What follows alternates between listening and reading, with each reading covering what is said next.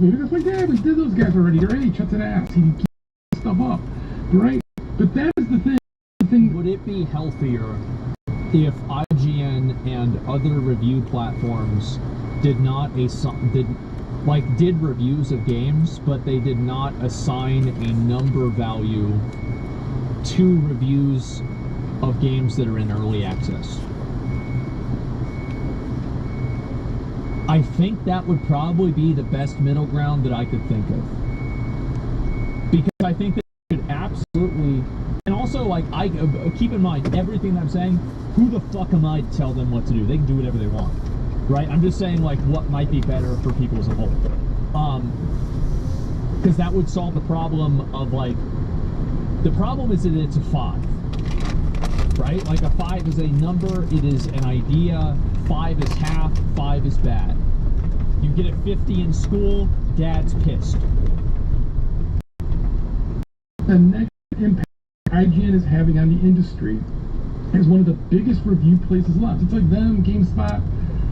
Well, I mean, I read Rock Paper Shotgun. Like, I read like all. I don't like this because I think that there's a lot of YouTube commentary creators who provide like very good reviews to a tremendous audience of people, like a massive audience. Like I would say that SkillUp probably has a larger audience than all of these places put together in terms of people that read them. Or people that watch them. Like, you've got people like Donkey. Donkey's massive, right? You've got Angry Joe. You've got Force Gaming. You've got Lazy Peon. Like, I watch a lot of these guys. You have the smaller ones, like Mortismo Gaming. He is so good. Moist reviews games as well. Let's see. AGC. AGC, I'm not sure who that is. GameRanks, yeah. And Seth. Well, Seth is like a little bit different, right? Actman reviews games. Yeah, ACG. I still don't know who ACG is. I'm confused why you want to score because you can see improvement. Well, yeah, but like, I don't think that... I still disagree with that because I would score a game that's in early access contextually around the fact that it's in early access. So whenever I see like, oh, this is an early access game, well, like, I would give it, like, let's say a 6, but if it was a release, I'd say it's a 4. So I still feel like that's, I feel like assigning a number value to rank an early access game, I feel like maybe that's really the problem. Because we all agree that reviews, you should be able to review anything you want, right? Of course. And we also agree that putting a number value on, maybe if you do, putting a number value on a game solidifies the way that people view the game. So it's like, it's not good to solidify the way people view the game whenever the game isn't solidified itself, right? So maybe the best thing to do is to review games and not assign scores to early access games. I don't know. I think that seems like the smartest thing. I'm talking a lot. I'm sorry I'm taking so long, but I just have a lot to say about this. If we were judging an art sketch, the artist and the community would be so mad. Gaming is the only one that doesn't care about it. Well, it's... Egen karakter, der du kan velge mellom 5 millioner milliarder ulike kombinasjoner av hår, kjønnsorganer, høyde, klasser, subklasser, kjønn, bakgrunn, personligheter og så videre, og at valgene som du tar på vegne av vedkommende, det er dine valg. Og denne karakteren her, den blir plassert midt i et så genialt dramatisk og presist anslag at det tar nøyaktig 10 minutter før du er sugd inn i et fullstendig altoppslukende og grenseløst eventyr. Der det er mye viktigere for deg å leve enn det er å leve i virkeligheten. Det er viktigere å spille Baldur's Gate 3 enn det er å sove, spise og gå på jobb. I hvert fall føles det sånn. I beste rollespillstil så baserer mye av gameplay seg i overflaten på rollespillmekanikker som vi kjenner fra spill som The Witcher, Skyrim og Dragon Age. Altså det å finne bedre og sterkere loot, og det å kjempe seg gjennom en farlig verden. Men spillet er så voldsomt mye mer enn det under overflaten. For Baldur's Gate 3 er i all hovedsak gjennomsyret av mer tradisjonelle CRPG-spill sitt terningrulesystem, som vi kjenner fra Divinity og Citizen Sleeper. Et system der du eller karakteren din kaster terning i turn-based combat, og terningens utfall avgjør om du treffer med angrepene dine, klarer å sjarmere og få ligge med en du er glad i, sniker deg ut av et potensielt bakholdsangrep, eller klarer å dirke opp en lås. Du kan påvirke denne terningen med hvilket valg du tar, og personlighetstrekk gir deg bonuser i noen situasjoner, og straff i andre.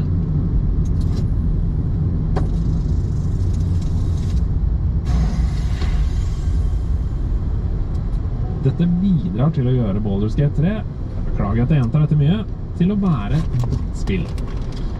I hver gjennomspilling så vil du oppleve helt unike gameplay-hendelser, der hvor du føler deg enten helt dust, eller som verdens smarteste menneske, avhengig av terningens utfall.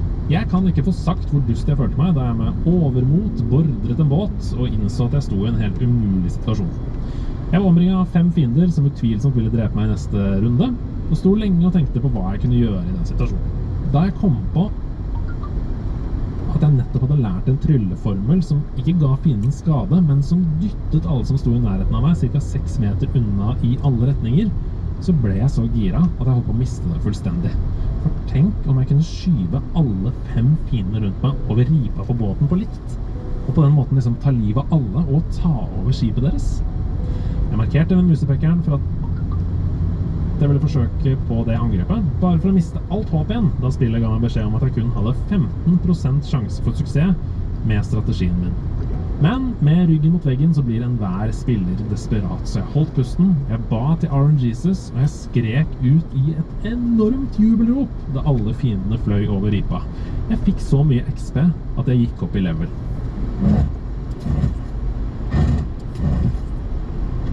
Fresh water. There must be a settlement somewhere nearby. No traps, please. Og det er disse øyeblikkene som Baldur's Gate 3 handler om. Og grunnen til at du kan oppleve dem, det er at Larian har lagt all sin kjærlighet, alt sitt talent, søvnløse netter, blod, svette og tårer ned i denne kjærlighetserklæringen til rollespillsjangeren. Alle karakterene du møter forholder seg ulikt til deg som spiller ut fra hvem i din gjeng du selv velger å bruke til å snakke med dem. Hvis du møter en bartender som du gjerne skulle hatt en gratis øl av for eksempel, og har en bard i gjengen din, så har han helt andre dialogmuligheter med denne bartenderen enn en druid i gjengen din. I tillegg så vil det ha noe å si om barden din er high elf eller forest gnome, hvor barden kommer fra i verden, eller hvilken personlighet barden har. Alle disse tingene her, de låser opp enda flere ulike og unike dialogmuligheter. Det er med andre ord en sjokkerende mengde innhold i Baldur's Gate 3. Og alt innholdet, fra de største main quests til de minste side quests, er perfekt. Jeg har ikke en eneste ting å utsette på gameplayet, innholdet, historien i Baldur's Gate 3. Jeg har ledd, grått, ristet av adrenalin, skreket i sinne og vært på ekte redd i min gjennomspilling. Og det kommer du også til å være. Uavhengig om du bare har spilt sidescrollende Super Mario-spill eller FIFA-spill i ditt liv, Baldur's Gate 3, det er et spill som alle må spille før de dør. Look at these kids. They've no chance on the road, not while goblins infest it. I've got the grandest of plans. What say you? Og derfor så er det så trist at jeg ikke kan gi det 100 av 100. For jeg har spilt Baldur's Gate 3 på en PC som har specs som Larian selv ikke omtaler som minimum, men som recommended på sine egne hjemmesider. Og likevel så har jeg opplevd relativt store tekniske problemer. Det gikk strålende i begynnelsen av spillet, som er den delen som har vært i åpen beta i flere år. Så ble det litt verre mot midtdelen av spillet, og så gikk det påfallende mye dårligere mot slutten, der hvor spillet til og med hardcrashet 3-4 ganger, og jeg måtte gjøre deler av valgene og historiene om igjen. Det ble etter hvert en rutine for meg å trykke F5 for quick save for å unngå å miste fremdrift, og det er jeg dessverre nødt til å trekke noe for. Når det er sagt, så hadde disse tingene irritert meg mye mer om det var andre aspekter ved spillet som jeg også ikke likte, sånn som det var med for eksempel Cyberpunk 2077. For det skal sies, jeg trykket også instinktivt på quicksave da jeg spilte det tekniske makkverket, men fantastiske spillet, Skyrim på PS3 i 2011, og det ødela ikke spillopplevelsen min den gangen. Thank you again for your help out there. We're raised to fear the Drow, but you've earned your place here. I'll make sure everyone here knows that. Baldur's Gate 3 er for meg tidenes beste rollespill. Ingen andre kommer i nærheten, ikke engang Larian selv med Divinity Original Sin 2. Det er et spill som du er nødt til å spille, og et spill som jeg vanskelig kan se at kan overgås i sjangeren i all overskuelig fremtid. Jeg trekker 2 lusende hedermenn for teknisk trøbbel og gir det 98 av 100 hedermenn før jeg begynner på andre gjennomspilling. For jeg er blitt avhengig av alle følelsene som Baldur's Gate 3 vekker i meg. Og jeg vil ha mer.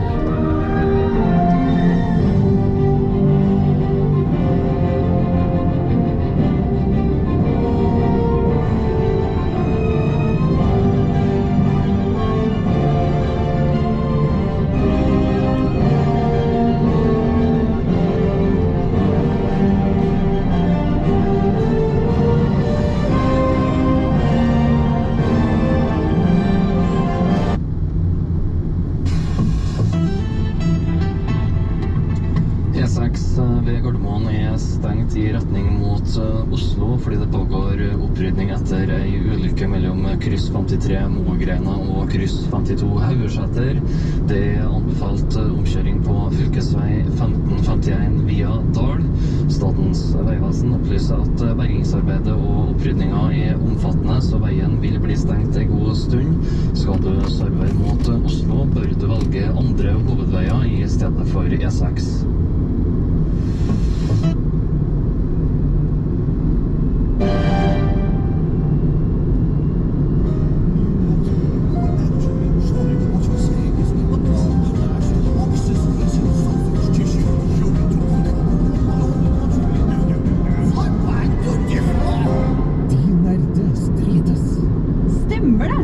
Jeg var litt sånn, hva er denne introen?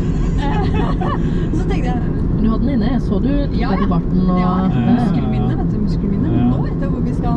Marte, nå er det du som skal få lov til å på en måte skinne, men også brenne ned studio litt da. Hva er det du mener om gaming som er så fryktelig kontroversielt? Den her så det er litt for meg på, og jeg må faktisk trekke frem Pokémon. Oi, det ble trukket frem i forrige... Oi, er det hard shits mot Pokémon om dagen? Pokémon får svi om dagen. Nei, men altså, jeg elsker Pokémon. Jeg har vokst opp med Pokémon. Alltid hatt masse Pokémon-kort, og alt det universet. Fantastisk. Masse på... Hvilken er din favoritt? Det har alltid vært min... Er det den som sier sånn... Ja, men nei, det er vel... Jeg tok ikke. Så utvikler det seg til touch-tick, og så... Jo, det var skuffende på kommunen til deg, faktisk, at det ikke var touch-bar, men touch... Ja, tick. Touch-tick, ja. Ja. Den er grei. Hva... Nå har vi fått vite din favoritt-Pokémon, Ja. men du kontroversierer med deg. Ja, nei, jeg bare synes det er... Her kommer de... med liksom nye spill som er laget sånn som Tears of the Kingdom, da. Brukt liksom 10 år på det, altså sånn. Det kommer er dritbra. Mens Pokémon kommer hvert år med et nytt spill. Som ikke helt holder mål, kanskje. Først kom det jo med den der Arceus Arcus-spillet. Som jeg bare sånn datt litt av. Gleder meg til å spille det. Og sånn, og så kommer de Game Freak med nå da Scarlet Violet. Som er et bra liksom, spill, men rundet det vel på halvannen kveld når jeg først satt meg ned med det. Og nå er det ikke noe mer å gjøre enn å shine igjen det. Synes du om grafikken? Ja, kanskje ikke så bra det. Så Stian har vært på en super-rant denne uka her, så han har tatt opp Scarlet og Violet igjen. Så han har skrevet i vår interne Mossa-gruppe og sendt så screenshots og sånn. Altså, det glitcher jo. Altså, det skjer sånn. Hva er det her da? Hva faen? Hva rendering distance er det her da? Jo, du er veldig god. Fra 7. Jeg vet ikke om Stian! faen er det? Nei, men det kunne vært så bra da. Ja. Men så velger de jo liksom å komme med nye hele tiden. Og så hvorfor komme med 2 av samme spill hvis de ikke har klart å lage ett bra? Ja. Eller sånn... Ja, det der har vi vi diskutert litt før også, fordi mange sier sånn det bare for å selge mer at de kommer med rød og blå, Scarlet, Violet, Ruby, Sapphire. Men det faktisk liksom, i kjernen av Pokémons utvikling så handler det om å trade, sant? Så det ikke meningen at du skal kjøpe begge. Du skal kjøpe ett, og så kan vennen din kjøpe et annet. Ja, for det har vi skal møtes. Det på en måte meningen, da. Men ja, jeg helt enig i denne kontroversielle meningen. Jeg elsker Pokémon, og jeg synes det en skam at de gir ut et spill hvert år. Det forhastede prosjekter som uferdige. Scarlet og Violet burde vært 1 år til i utvikling. Ja, og bare det der, altså jeg elsker jo at ting blir utviklet og sånn, men de der nye designene på de Pokémonene, altså, det ser jo ut som det Det her noe de har gjort. Det Disney Channel, liksom. Ja, det litt sånn, de har en sånn doplikt. Hvis du skal sitte mer enn 1 minutt på do, så må du finne på en Pokémon før du får komme tilbake. Det litt sånn, ja, det sånn de jobber. Jeg har en idé om, se for deg, på en måte, det et blad, og så det ett øye. Det jo en slags, det heter Leafy. Ja. Det Eilif. Eilif, Pokémon Eilif. Du hadde kommet ut av do. Ja, fort. Jeg mistet nøkkelknippen på bakken her nå. Jeg tenker Klefki eller noe. Jeg tror jeg med Pokémon der, de nøkler og Pokémon. Nei, men jeg vet ikke hva skal hete. Og så finnes det 10 000 av den, da. Ja. Det forskjellige bokstaver. Nei, jeg helt dette en kontroversiell mening for noen, men jeg tror nettopp så vi ganske enige. I motsetning til Baldur's Gate 3, som vi hørte i anmeldelsen, som ikke i det hele tatt en cash grab av den IP-en, så jo Pokémon dessverre redusert til liksom et kommersielt hypermonster i spillform, da.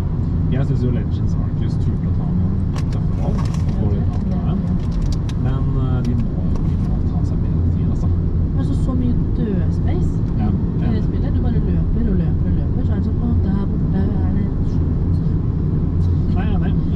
Men så tenker jeg, når det jaget om å gi ut et spill hvert år, uansett liksom, det skal ut, kan det ikke være sånn superfett å jobbe med og megamye crunch-jobbing og 18 timers arbeidsdager og ikke lov å se familien sin før du har kommet på en Pokémon-del. Det liksom bilde av familien. Ok, dere, vi skal videre. Tusen takk for fin, kontroversiell mening. Nå skal vi spille på lag og prøve å knekke Idas lille nøtt. Oi.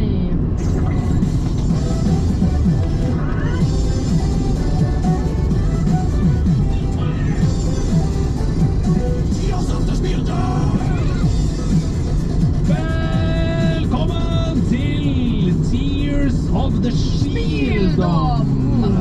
I Tears of the Speardom så skal vi frem til 1 år i spillhistorien. Det kan være 1992, det kan være 2004, det kan være 2035 i fremtiden, hvis Ida har trukket veldig i...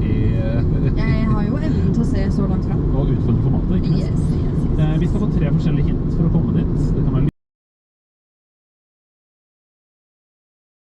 3 poeng, og så blir det lettere 2 poeng. Lettest 1 poeng.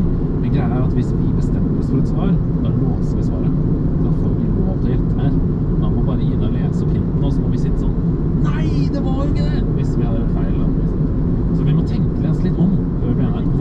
Du sa at du skal bli en så dårlig på tall. Ja, fryktelig. Betyr det også at du er dårlig på årstall? Jeg er dårlig på alt. Altså, jeg sitter og teller jaks med fingrene. Jeg må telle termen. 1, 2, 3. Ja. Det typisk. Så for du sa i sted også sånn, da vi snakket om diagnosene og sånn, og videregående, så var det sånn, jeg var 19, jeg aner ikke hvilket år det var. Nei. Men... Mitt prøve. Men kanskje du kan knytte det du hører til noe annet, for eksempel du gikk på videregående. Ja, det sant. Ja. Skal vi ta det vi har? Ja, vi får prøve å hjelpe hverandre. Har du lyst til å si noe før du kjører i gangen? Jeg er spent. Jeg er spent på hvordan om jeg har forberedt dette riktig. Dette jo min debut. Det din debut i Tears of the Speardom. Det bra navn. Takk. Ja. Ok. Hint.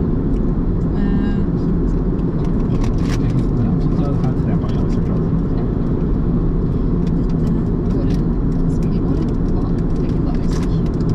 Det kom en ny konsol. Vi fikk se den spektakulære filmen Jumanji. Og første plass ifølge Wikipedia og PlayStation Games det året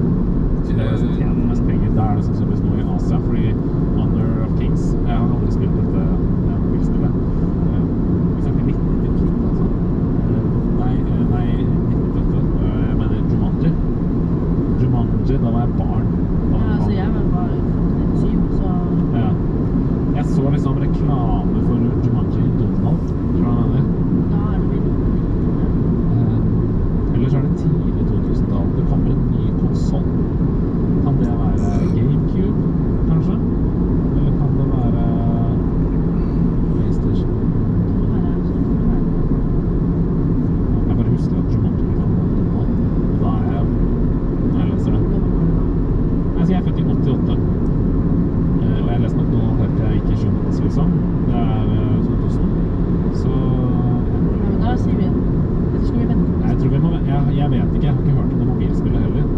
Og at det var mobilspillet på den tiden er amazing. Ja, for meg. 98. Ja. Det var noe som tar litt tid. Ja. Jeg så for meg at du skulle komme sånn spille helt. Jeg har liksom siktet meg nå inn på 97 til 2001 i det området, men jeg klarer ikke å si noe nærmere det. Jeg tror vi må ha mer hint. Vi må vente. Da må jeg be deg om å spille av Ja. et lydspor. Ok. Så får vi håpe at ikke vi sprenger øra. Da får vi prøve på det. Skal du snakke noe oppå, eller skal vi bare høre på dette? Dere kan høre på dette.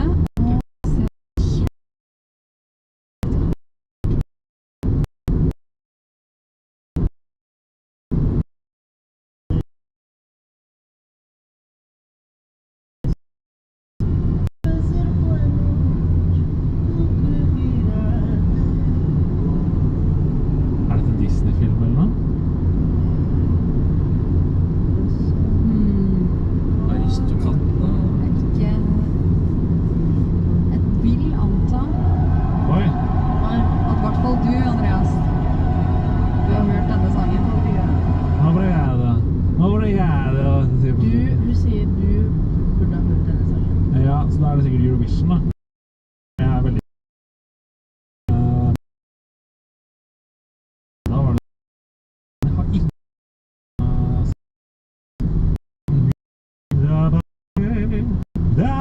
Obrigado. Til slutt. Obrigado. Obrigado. Feel the tea. Nei, jeg Obrigado. har ikke Hvilket noe... språk er det? Ja, det er jo noe portugis eller Spania. Eller Portugis. portugis. Så er det enten Brasilia eller Portugal. Kan det være et mesterskap? Kan det være fotball-VM? Nå tenker du klokt. 1998, da er det jo VM i Frankrike. Og Norge vant da, mot Brasil. Når jeg sitter her og bare er sånn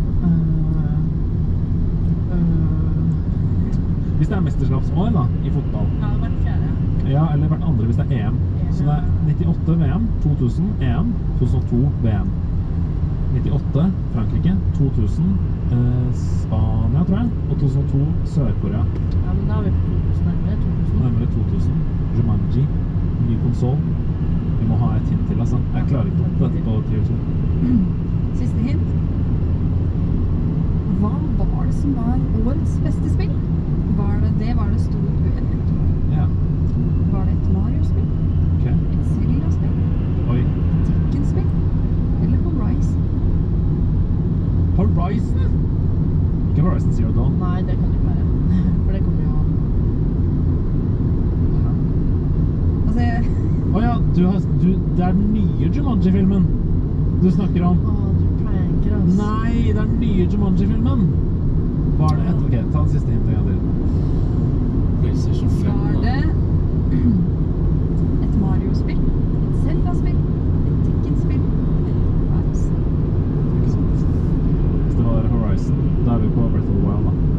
Og da kommer det en ny konsol, da er det Wii U kommer. 2016. Ja, jeg er med på den, jeg. Tekken... Ja. Jeg vet ikke. Altså, når du sier Tekken og Zelda og Ocarina of Time og Super 64. Da tenker jeg mange. Da tenker Ja. jeg 2000. Ja, det er 98, 99, men når hun da sier Horizon på toppen, så blir jeg helt satt ut.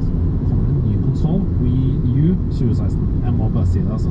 Jeg tror det må være det. Jeg tror det er du som er the carrier her. Nei, det må være Switch. Er du med på det? Horizon Da kommer låser vi ikke når svaret. Wii U 2016. Når Switch Svaret er feil. 2017. 2017. Nei, de gamle For når kom Nintendo Switch? 2017. Horizon Det kom med Breath of the Wild. Men Breath of the Wild kom jo på Wii U først i 2016. Det kom Nei. før. Jo, Gjorde det kom det? før til Switch. Ja.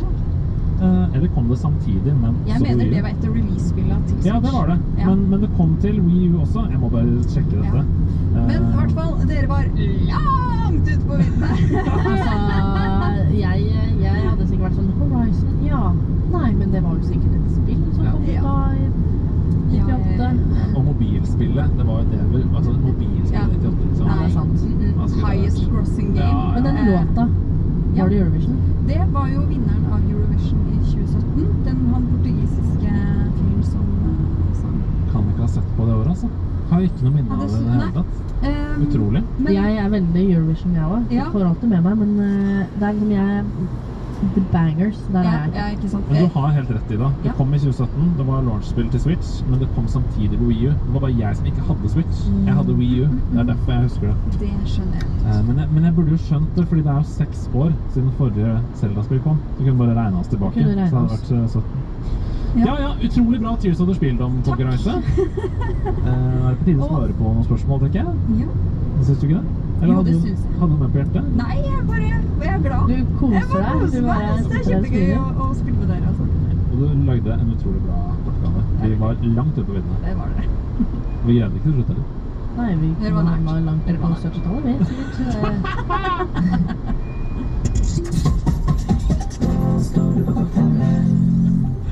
For meg, jeg er skuffa over at mobilspillet 98 at det ikke er med.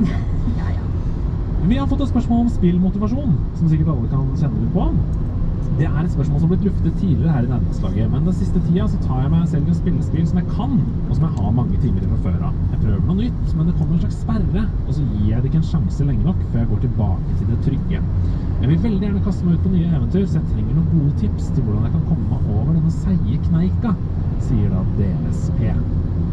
DSP og jeg er i samme båt, da. Så Bare at du er skytterprinsesse, og han er ikke det på en båt. Yes, ma'am. Nei, men tips, ja. Ja. Det jeg tenker umiddelbart, er i hvert fall det som er farlig, synes jeg, hvis man er veldig inne i et spill som man liker så sykt godt, og man har en tendens til å falle tilbake til. Det vanskeligste er jo å finne et godt erstatterspill som er veldig likt det du allerede elsker. For da sitter du bare og sammenligner. Ja, du Det gjør det. skulle jo være sånn der- Så kanskje det er en god idé å prøve noe som er ganske annerledes enn det du allerede har en tendens til å komme tilbake til. Og er man vant til å spille alene, så kanskje man skal prøve å spille sammen med noen. Er man vant til å spille sammen med noen, kanskje man skal teste enten en annen form for å spille sammen, eller å spille et solospill. Ja, det tenker jeg. Og her er jo Game Pass igjen på å trekke fram det. Ja, som et godt alternativ til å Ja. teste nye sjangere, uten Ja. at det koster skjorta, liksom. Are so good. I use them non-stop. All full credit to that team. But across Xbox, the way that I've stepped up and field in every way possible has been just awesome to be a part of. We're so blessed for all of the support that they've. You're just helping me dress my entire house in Starfield stuff at this point, so you know I'm happy enough as it is. Yeah, But absolutely. We did get to see quite a lot of Starfield. You had a new trailer last night at Opening Night Live. Todd came on stage to chat a bit more about what that opening sequence looks like, what the players can expect. But why don't you catch us up more on the news of the day, really, for Starfield? Yeah, I mean, first of all, I want to say, you know, I am a few weeks away, whatever the number is, 6 or 7, from 24 years at this company. That is the best trailer we've ever made, and I will have words with anybody who says otherwise. It is my favorite thing. I had absolutely nothing to do with that trailer. Full disclosure, that is my team. That is Aaron Lucy's team going out and making that happen. And Get your flowers, guys. the tone that it hits, the way that it hits that feel of not just what it's like to play the game, but sort of the hopefulness, the lifting others up. I think it's brilliant. But you know, it's not just that. It's hey, we've got wraps for your Xbox console. You know, something Xbox has never offered. That look really great. You know, we've released a bunch of new wallpapers, desktop wallpapers and phone wallpapers that have been amazing. Like we're now in the point. I said last night to the folks after dinner, like there is no emergency brake anymore on this launch, folks. Like we're a go whether we're ready or not. So everybody, like, make sure your seatbelt is fastened because this is happening, and it's, you know, there are very few chances. Todd and I try and reinforce this to our respective teams as much as we can. You don't get many opportunities at a game like this. Games of any kind, you know, is a finite number for anybody in development or publishing. But for something like this, for as special as it is, for as long as I've been here and to see what these different launches are, you can tell when something special is happening, and I think Starfield is that. And, you know, I really have tried to emphasize to our teams, like, amid all the hard work, like, please find time to enjoy this, because you never know when you get another chance to be a part of something as special as this. Talking about the stewardship you and Todd have over this team to bring something like Starfield to players out there, and it often gets described as, oh, it's an open world game, but that feels like a bit of a disservice because it's not just the one world, it's thousands that we can explore and just sprawling open world experience across like a real good portion of the galaxy. I mean, what is it like to actually have to lead a team on such an endeavor as that, where it's grand scale that we've seen and all the detail as well? Yeah, I mean, you know, as you all have seen, as you watched how we've talked about Starfield, it really required us to push ourselves in terms of how do you get the rest of the world to wrap its head around a game of this size and scope. I mean, it is literally, it feels when you're playing it almost like there are a bunch of different games inside of one game, and I get to decide how much time I want to spend in a way that you haven't really seen in a Fallout or Skyrim. I mean, those things are still, you know, oh, I can spend all my time just picking flowers in the Elder Scrolls. Like, yes, you can, but it doesn't feel as wholly different as like the entire space game that exists, the entire live on a planet, just like the freeform exploration, the combat, the which factions taking sides, the player. It's just amazing to see it all, how it all comes together. But explaining that to folks in a way that is digestible, you know, it's how you end up with something like Starfield Direct, which, I mean, it's basically a feature film that we created just to explain to folks and to talk to folks about, not just explain what the game is, but do it in a way that I just thought was really authentic, and hearing from the people making it, how they think about both creating it, how they think about playing it, and seeing the way that resonated with players, I think was really special. One thing that really grabs me, I think, is the love that's being poured into like Radiant Quest systems and just allowing those new and unique experiences for people to have, no matter where they are in the galaxy, whether they are just flying around in space, whether they are out there just maybe mining some rocks or looking at new fauna, flora, etc. It's a really cool way to involve them in new stories that they perhaps weren't searching for.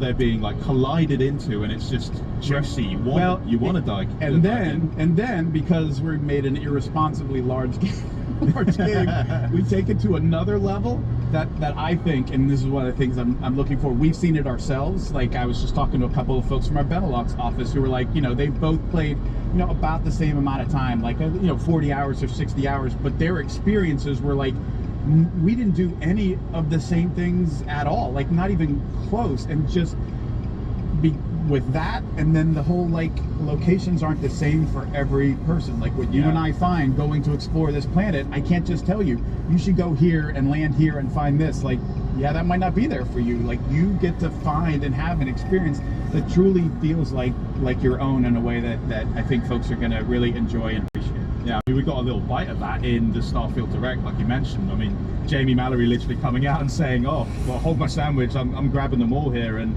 it's just, it does speak to that unique way that every player can tackle whatever situation they do come across, or even just back down to character creation, and that jumping off point of deciding, here's what I'm going to start off as. I have no idea where that journey is going to take me and how it might change me as a player, me as a character in this game. And it's all really fascinating. But what are the sorts of way that you tend to play it? I mean, I know you've poured in some time now, but well, look, when we're in this phase and like leading up, I don't play like I would, like I don't play like I'm about to when I get back home, where like, okay, now I'm gonna start like this is Pete's you got a job to do, right? Yeah, up to this point it's been Bethesda's character, and sort of the way I've approached it is sort of testing. I mean, I've been doing this for a long time. I've been interacting with our players playing Bethesda Game Studio stuff for a long time, so we know how they think. And I talked to Jamie after E3, and she's like, I don't get this. Like, why is this such a thing? And I said, Jamie, what you did is you tapped it to the silliness factor that like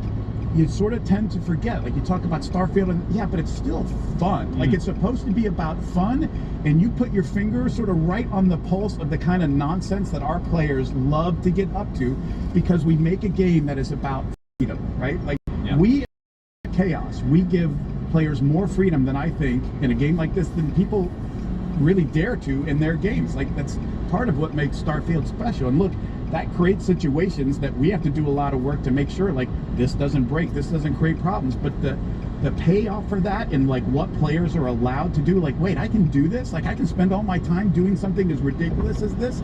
Yes, like, if that's what you want the game to be about, that's what you should do. But we want you to go and push and try all of the different ways, because it's really not about like our story or how we want you to play. It's about how you want to play.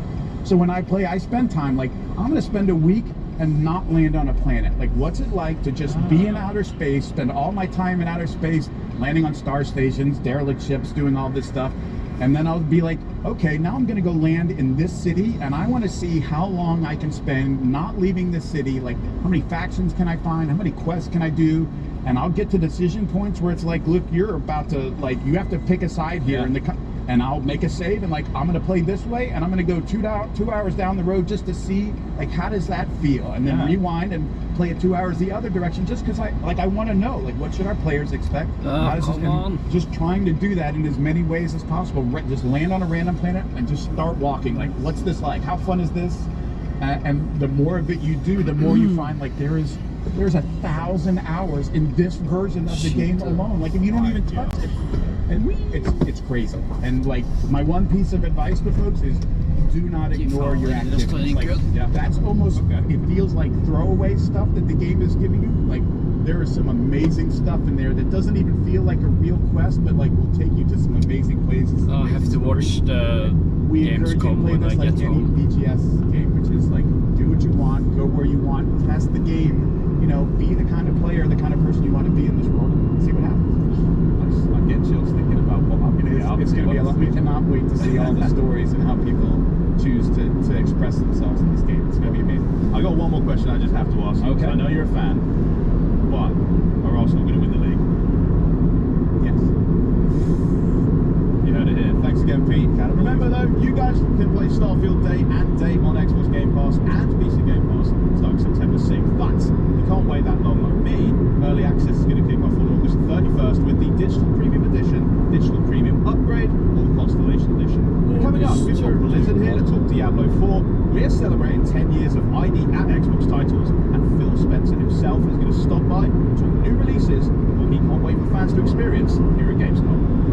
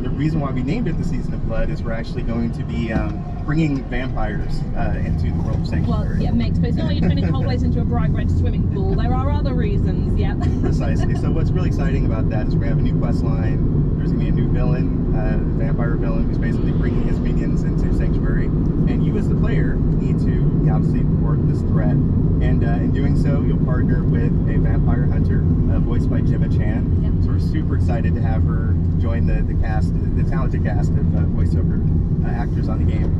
In addition, you'll have access to new vampiric powers. So that's really going to change up the gameplay for our players. Yeah, big time. Really excited about that.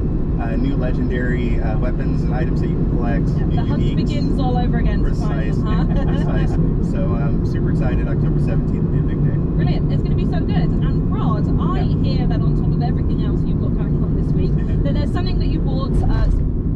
Access items. I don't know. I think that seems like the smartest thing. I'm talking a lot. I'm sorry I'm taking so long, but I just have a lot to say about this. Well, if we were judging an art gonna turn off the stream now, so would be so mad. you should switch over to Gamescom. There, it's because they have a Xbox show now going on. Have to pay for it, and the issue with early access. So see you later, maybe. I'm gonna play more Baldur's Gate, or at least Valorant if my brother can't play Baldur's Gate today. Because we're playing with his character as a main player at the moment. You charge me money, the game should be perfect. Which I think is an unreasonable perspective from the buyer. Yeah, have a nice day. Because you're buying something